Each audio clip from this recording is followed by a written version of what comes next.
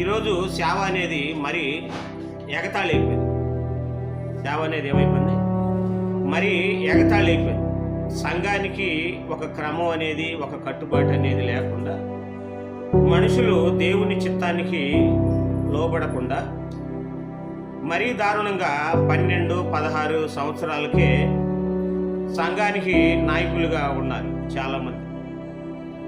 17 ఏళ్లకే 70 ఏళ్ల వాళ్ళు వాక్యం చెప్పినట్టు చెప్తున్నాడు. భర్తని ప్రేమించడం తెలుసా సహోదరి? వాడు చెప్పటం, వీళ్ళు వినటం, లైకులు కొట్టడం, ఒక సంఘానికి ఒక కట్టుబాటు, ఒక ఇదనేది.